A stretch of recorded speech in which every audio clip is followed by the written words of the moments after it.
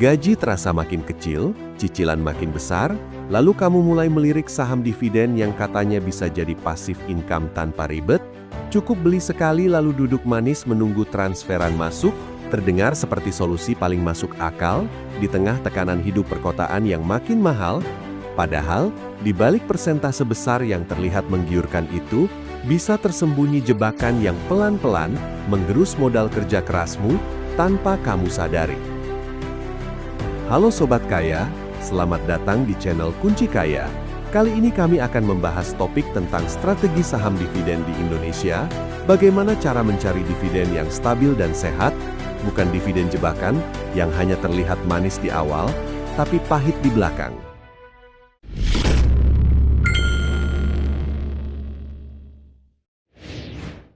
Banyak orang menjual mimpi seolah saham dividen adalah mesin ATM otomatis, setor modal hari ini, lalu uang mengalir selamanya tanpa risiko.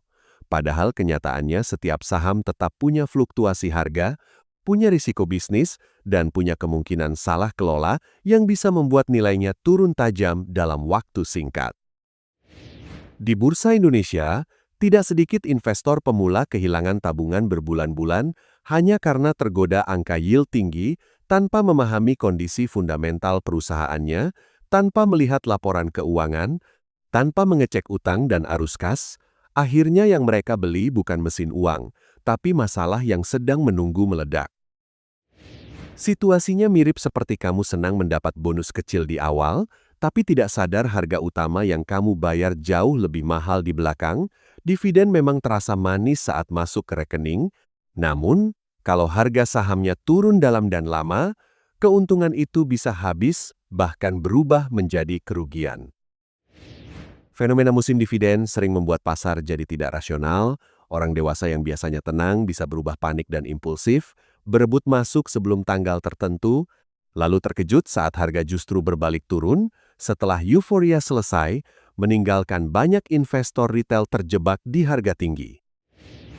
Karena itu, kita perlu menggeser cara berpikir, berhenti mencari dividen paling besar minggu ini, dan mulai fokus mencari bisnis yang mampu menghasilkan arus kas konsisten bertahun-tahun ke depan, bukan sekadar mengejar momentum sesaat yang penuh spekulasi. Ingat, membeli saham dividen berarti membeli sebagian kepemilikan bisnis nyata yang beroperasi setiap hari, melayani pelanggan, menghasilkan laba, dan membagi sebagian hasilnya kepada pemiliknya.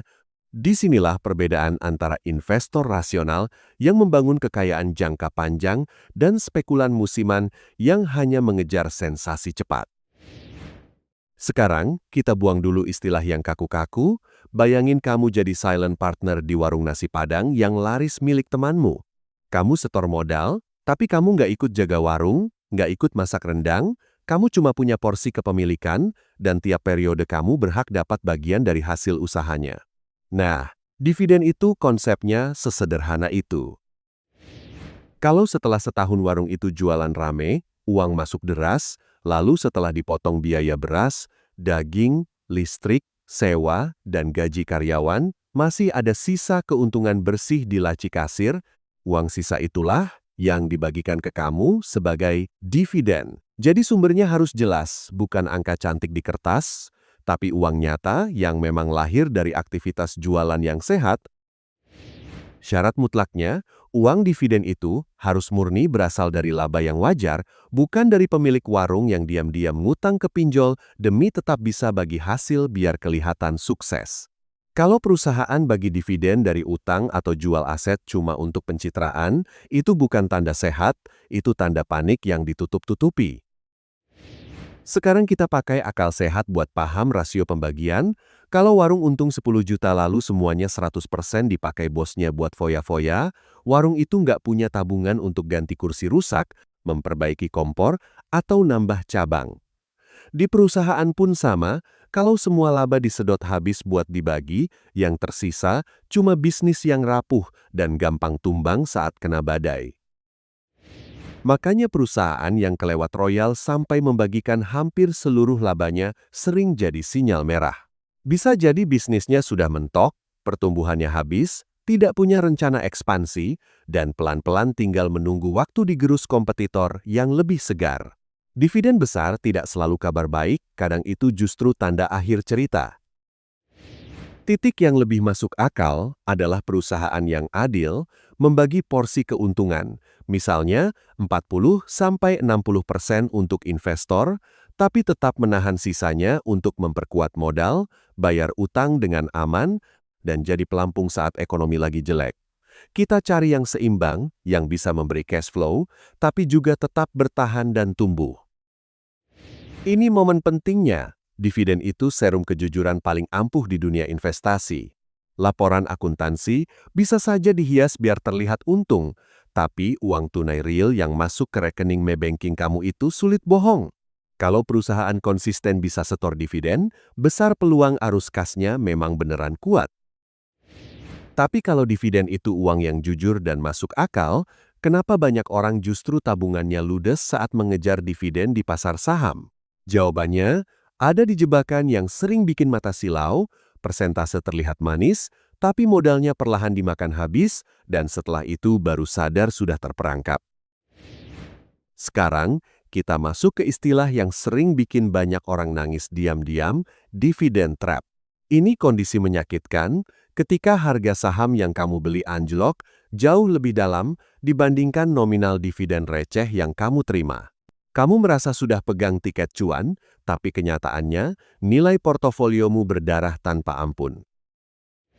Jebakan ini bekerja dengan cara yang licik, yield terlihat sangat besar, bahkan belasan persen, tapi angka itu muncul karena harga sahamnya sedang hancur lebur di pasar. Jadi, persentase tinggi itu bukan tanda sehat, justru seringkali sinyal ada masalah serius di bisnisnya yang belum kamu pahami. Bayangkan mall memasang spanduk diskon 90% untuk TV mewah, kamu merasa jadi pemburu promo paling pintar, langsung borong tanpa pikir panjang. Sampai di rumah baru, sadar layarnya pecah dan mesinnya mati total. Diskonnya memang besar, tapi barangnya sudah rusak dan uangmu tetap melayang. Di pasar saham, drama paling terasa terjadi di hari X-date, hari setelah batas hak dividen habis. Secara mekanisme, harga saham biasanya otomatis turun menyesuaikan nilai dividen yang dibagikan.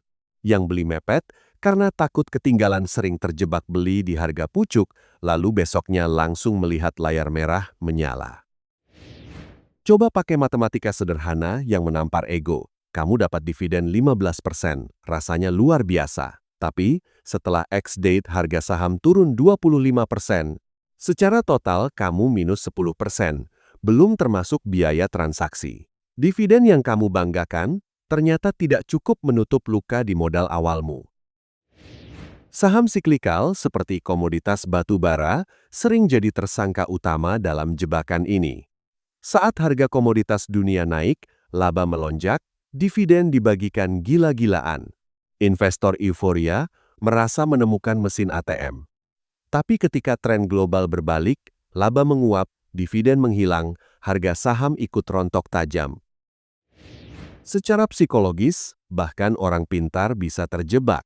Otak manusia memang lebih tergoda hadiah instan yang besar di depan mata. Angka yield 2 digit terasa seperti jackpot. Akhirnya, logika untuk cek kesehatan bisnis jangka panjang dimatikan, diganti dengan harapan cepat kaya dalam satu musim. Pegang aturan emas ini kuat-kuat. Kalau satu-satunya alasan, kamu membeli saham hanya karena jadwal pengumuman dividennya minggu depan, kamu sedang melangkah masuk ke mulut perangkap dengan sadar. Dividen sejati lahir dari bisnis yang kuat, bukan dari euforia kalender. Kalau kita ingin dividen yang benar-benar bisa jadi sumber penghasilan jangka panjang, prosesnya bukan berburu yang paling heboh, tapi mencari kuli-kuli ekonomi Indonesia, perusahaan membosankan yang produknya dipakai jutaan orang setiap hari. Dari bangun tidur sampai tidur lagi, orang tetap pakai jasanya tanpa perlu tren viral atau gimmick sesaat. Kriteria pertama adalah rekam jejak konsisten. Cari perusahaan yang tidak pernah absen, membagikan dividen minimal 5-10 tahun terakhir, dan tetap sanggup setor meski pernah dihantam resesi atau pandemi. Konsistensi panjang seperti itu bukan kebetulan, tapi bukti model bisnisnya memang tahan banting. Bayangkan kamu punya rumah kontrakan, kamu pasti lebih pilih penyewa karyawan biasa yang bayar tepat waktu selama 5 tahun daripada penyewa necis yang bulan ini kasih tip besar tapi bulan depan kabur tanpa kabar.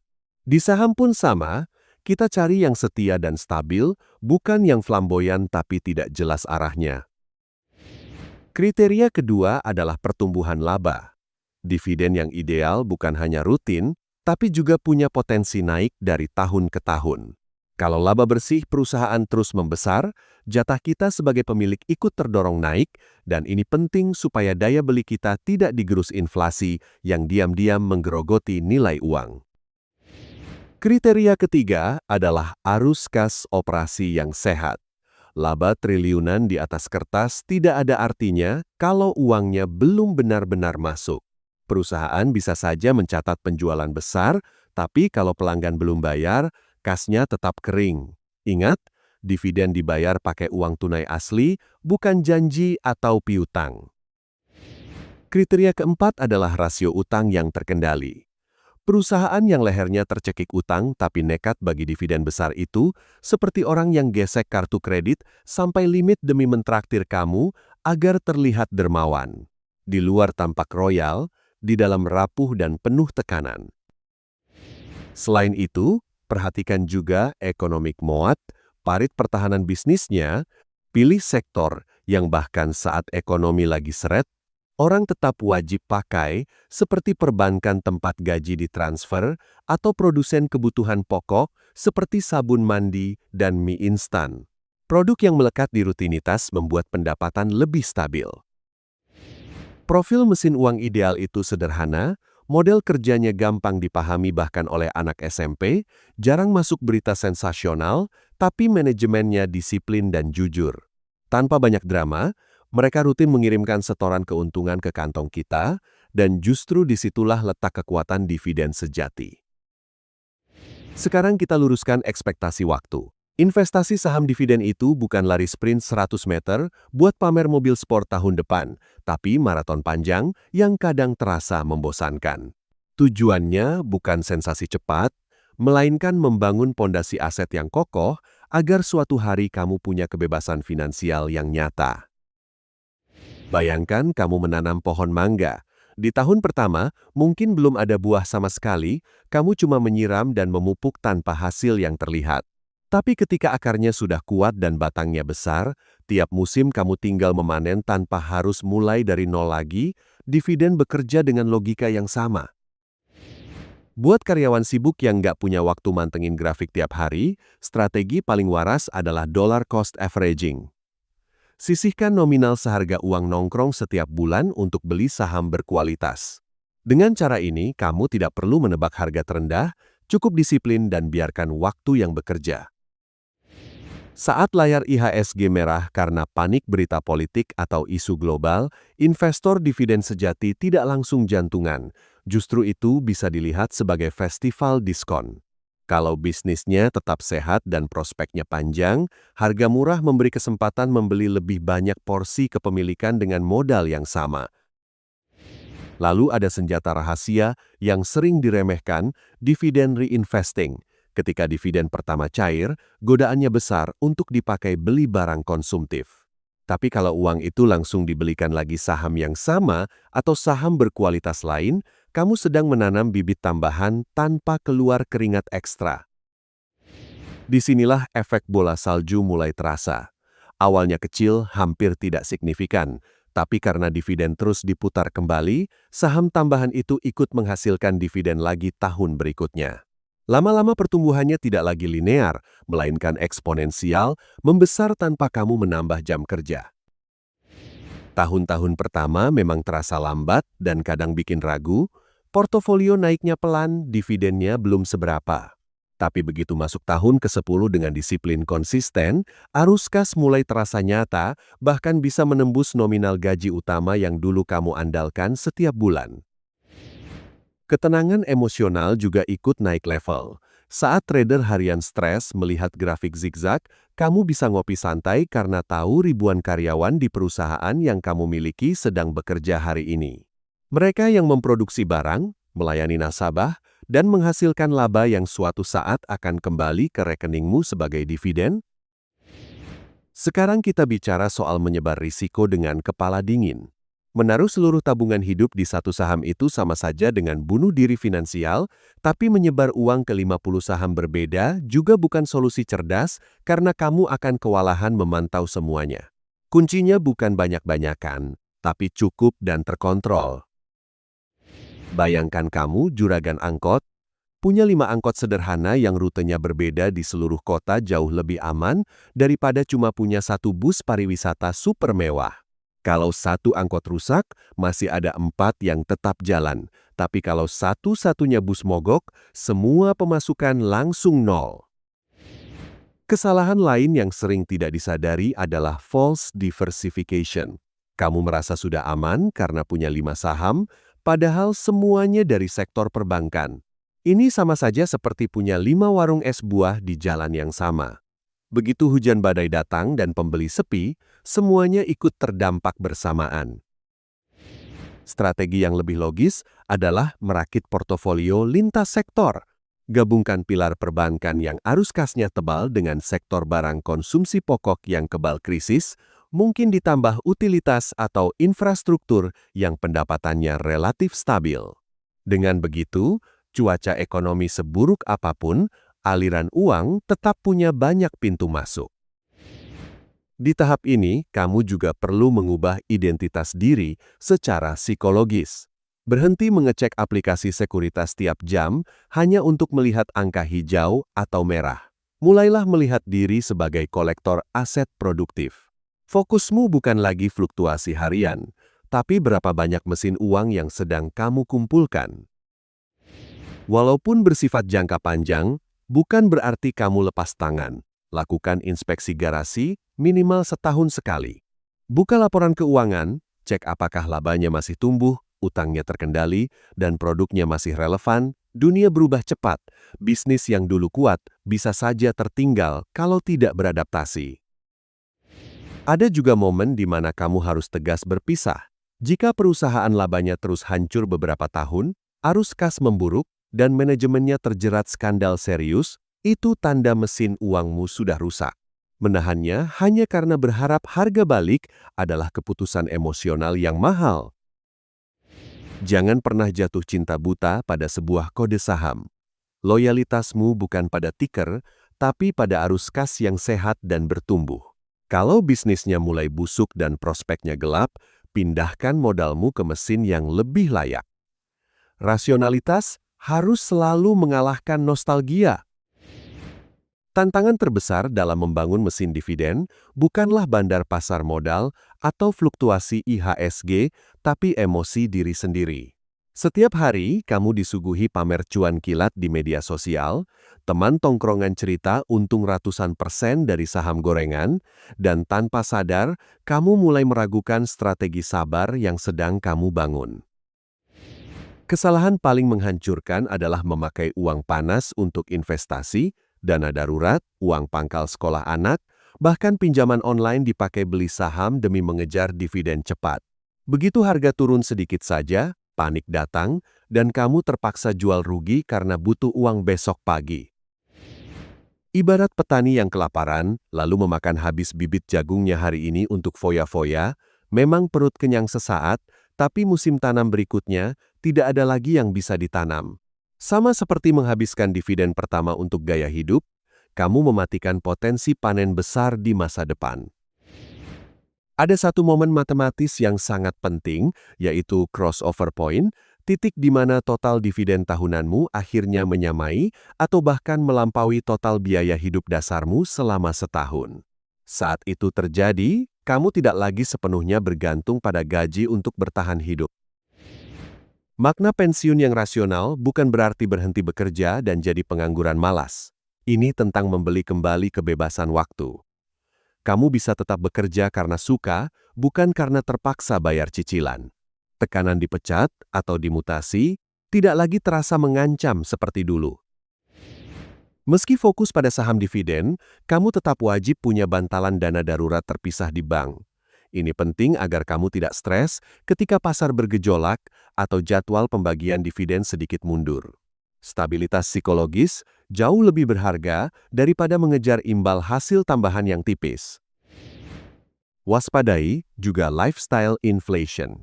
Dividen ratusan juta sekalipun tidak akan pernah cukup kalau gaya hidupmu ikut naik seiring pemasukan. Setiap kenaikan arus kas dipakai untuk upgrade mobil, gadget, atau pamer liburan demi validasi sosial. Kekayaan sejati bukan soal terlihat kaya, tapi soal merdeka. Ingat baik-baik, dividen adalah pemasukan paling jujur dan paling tenang. Ia bekerja 24 jam saat kamu tidur, tidak pernah minta cuti, tidak protes lembur, dan tidak menuntut pesangon saat krisis. Tugasmu hanya satu, menjaga agar mesin yang menghasilkan dividen itu tetap sehat dan terus bertumbuh. Sekarang kita rangkum cara pandang yang benar. Investasi saham dividen adalah perjalanan logis mencari rekan bisnis seumur hidup yang bisa diandalkan, bukan mencari cinta satu malam demi untung cepat lalu kabur. Kita membangun hubungan jangka panjang dengan perusahaan yang terbukti mampu menghasilkan laba dan membaginya secara disiplin. Peringatan terakhir, hindari dividen trap dengan radar logika yang dingin. Jangan silau pada persentase 2 digit musiman.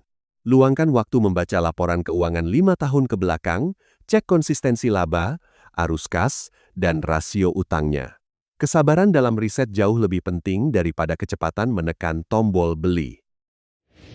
Tamparan realitanya sederhana, menonton ratusan video edukasi finansial tidak akan mengubah kondisi rekeningmu kalau tidak ada aksi nyata. Ilmu tanpa eksekusi cuma jadi hiburan intelektual. Perubahan finansial baru dimulai ketika kamu berani mematikan HP dan membeli lot saham pertamamu dengan sadar dan terencana. Rencana aksi pertama, bereskan pondasi rumah finansialmu. Lunasi utang konsumtif berbunga tinggi seperti pay later atau kartu kredit. Tidak ada dividen yang bisa mengalahkan kejamnya bunga berbunga. Selama kamu masih dikejar bunga, investasi apapun akan terasa berat dan penuh tekanan. Rencana aksi kedua, lakukan audit pengeluaran malam ini juga. Potong biaya nongkrong yang tidak perlu, lalu saring 3 perusahaan besar yang layanannya kamu pakai setiap hari. Perusahaan membosankan itulah kandidat awal untuk kamu cicil secara rutin setiap tanggal gajian. Rencana aksi ketiga, buat komitmen berdarah pada diri sendiri. Anggap jadwal menyisihkan uang untuk membeli saham dividen sebagai tagihan wajib seperti listrik atau cicilan rumah.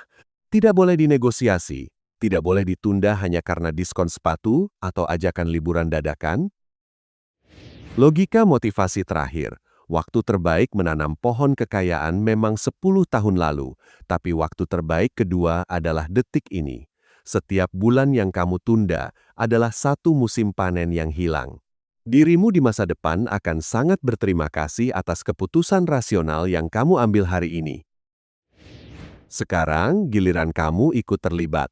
Coba tulis di kolom komentar, saham dividen paling membosankan apa yang justru jadi pahlawan di portofoliomu. Jangan lupa like dan share agar temanmu terhindar dari jebakan dividen, subscribe untuk terus belajar rasional, dan seperti biasa, salam rasional.